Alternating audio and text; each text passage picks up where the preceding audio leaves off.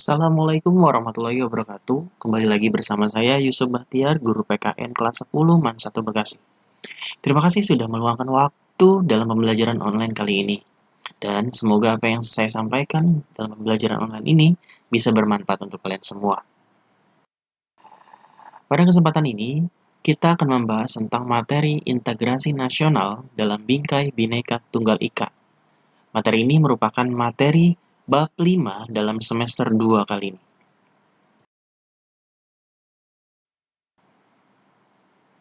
Dan pada pembahasan pertama, kita akan membahas tentang konsep Bhinneka Tunggal Ika, yang artinya berbeda-beda namun tetap satu jua. Indonesia merupakan negara yang sangat unik dan khas. Kita memiliki banyak perbedaan, dimulai dari perbedaan agama. Kita memiliki 6 agama, seperti agama Islam, Kristen Protestan, Kristen Katolik, Hindu, Buddha, dan Konghucu. Indonesia juga memiliki 17.491 pulau, yang pulau-pulau tersebut merupakan memisahkan antara wilayah satu dengan wilayah lainnya. Bahkan, negara kita mendapat julukan sebagai negara archipelago, negara kepulauan. Indonesia juga memiliki 652 bahasa, yang mungkin setiap daerah itu memiliki banyak keberagaman. Indonesia juga memiliki 1.340 suku bangsa, yang dimana suku bangsa ini memiliki keberagaman budaya juga. Dalam satu daerah mungkin lebih banyak perbedaan-perbedaan dalam segi budaya atau ras dan lain sebagainya. Tentunya, perbedaan ini merupakan anugerah dari Allah Subhanahu wa Ta'ala yang merupakan sebuah keunikan dan menjadikan Indonesia memiliki negara yang sangat berat. Adakah kemungkinan konflik dari keberagaman yang ada di negara Indonesia? Jika kita bertanya seperti itu, apa jawaban?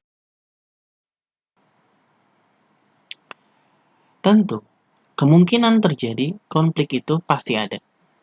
Konflik yang terjadi bisa itu konflik antar pemerintah dan masyarakat, atau nama lain ada konflik vertikal, bisa itu konflik sesama masyarakat itu sendiri, atau nama lain adalah konflik horizontal, bahkan yang paling ekstrim adalah gerakan separatis, atau mau usaha memisahkan diri dari NKRI.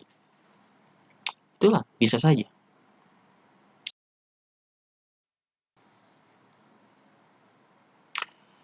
Lantas, konsep apa sih untuk bisa menangani persoalan-persoalan yang ada di dalam keberagaman seperti perpecahan dan lain sebagainya? Ya, ini ada konsep yang namanya integrasi nasional. Konsep integrasi nasional ini terdiri dari dua kata, integrasi dan nasional.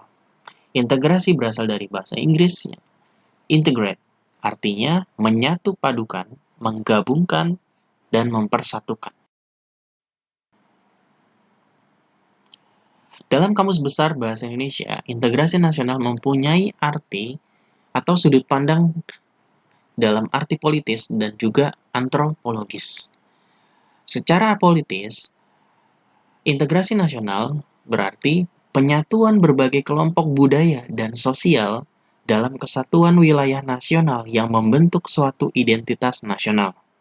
Maksudnya adalah segala bentuk kelompok budaya atau sosial itu semuanya tergabung dalam suatu identitas nasional, yaitu Negara Kesatuan Republik Indonesia. Jadi NKRI lah yang menggabungkan perbedaan dari segi budaya dan perbedaan sosial yang ada di negara Indonesia. Sedangkan dalam konsep antropologis, integrasi nasional diartikan sebagai proses penyesuaian di antara unsur-unsur kebudayaan yang berbeda sehingga mencapai suatu keserasian fungsi dalam kehidupan masyarakat. Artinya, segala bentuk kebudayaan atau hal yang ada di dalam setiap daerah yang memiliki perbedaan itu diserasikan atau disesuaikan dengan kondisi kebudayaan bangsa Indonesia. Jadi tidak ada anggapan yang namanya bangsa atau budaya yang paling baik, paling bagus, terus kelas sosial masyarakat yang paling tinggi, paling rendah, itu tidak ada. Semuanya tergabung di dalam suatu konsep bangsa Indonesia.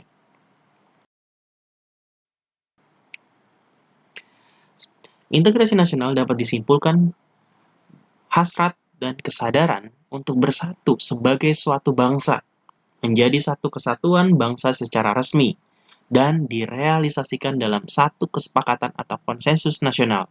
Hal ini pernah disampaikan dulu pada Sumpah Pemuda pada tanggal 28 Oktober 1928. Nah, artinya kesadaran masyarakat ini untuk menyatukan diri dalam suatu identitas nasional secara resmi Negara Kesatuan Republik Indonesia dan direalisasikan dalam kehidupan sehari-hari itu disebut sebagai integrasi nasional. Ada syarat integrasi. Yang pertama, anggota-anggota masyarakat merasa bahwa mereka berhasil saling mengisi kebutuhan-kebutuhan antara satu dan lainnya. Jadi, integrasi ini akan bisa berjalan dengan efektif jika masyarakat itu bisa sama-sama saling melengkapi satu sama lain. Jadi, ada yang namanya take and give atau saling melengkapi satu sama lain. Yang kedua, terciptanya kesepakatan bersama mengenai norma-norma dan nilai-nilai sosial yang dilestarikan dan dijadikan pedoman.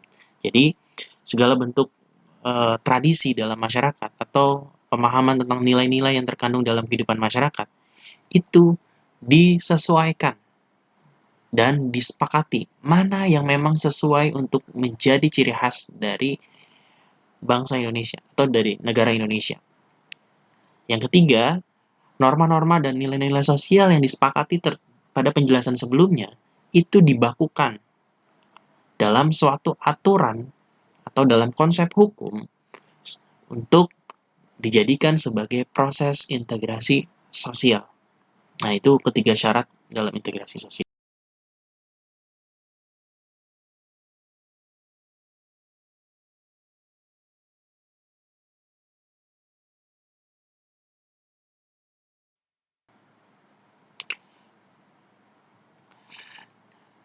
Dalam proses integrasi sosial atau integrasi nasional, ada beberapa faktor-faktor, di antaranya faktor pembentuk dan faktor penghambat. Faktor pembentuk ini, saya ambil 3 contoh aja. Pertama, adanya rasa senasib dan seperjuangan yang diakibatkan oleh faktor sejarah.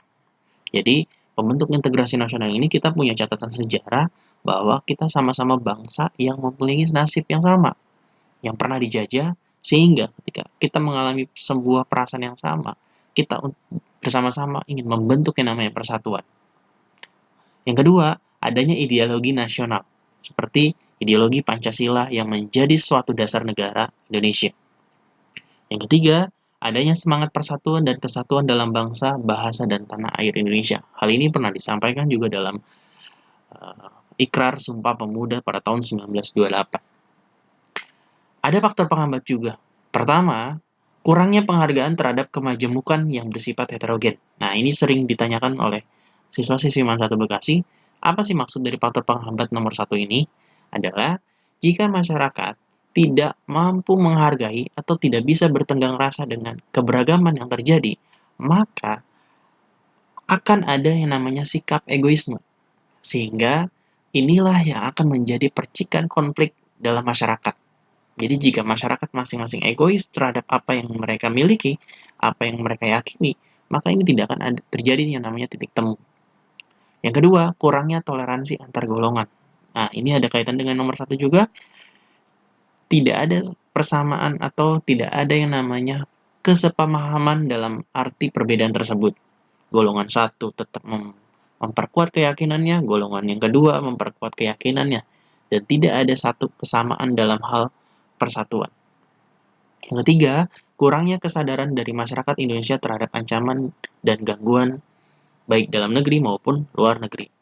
Yang keempat, adanya ketidakpuasan terhadap ketimpangan dan ketidakmerataan hasil-hasil pembangunan. Nah, ini di poin keempat ini berkaitan dengan kebijakan-kebijakan yang dikeluarkan oleh pemerintah yang dianggap tidak berkeadilan. Dan ketika tidak berkeadilan atau baik, demikian pertemuan untuk kali ini dalam pembahasan kita tentang integrasi nasional. Saya hanya membahas saja, sebelumnya mungkin kita sudah pernah ulas dengan pertanyaan-pertanyaan yang sempat kalian sampaikan, namun jika ada beberapa hal yang tidak kalian mengerti, kalian bisa tanyakan di forum diskusi yang berada di Google Classroom yang sudah saya siapkan untuk kelas masing-masing. Terima kasih dengan pertemuan ini. Tetap belajar dan tetap stay at home dan jangan lupa bahagia.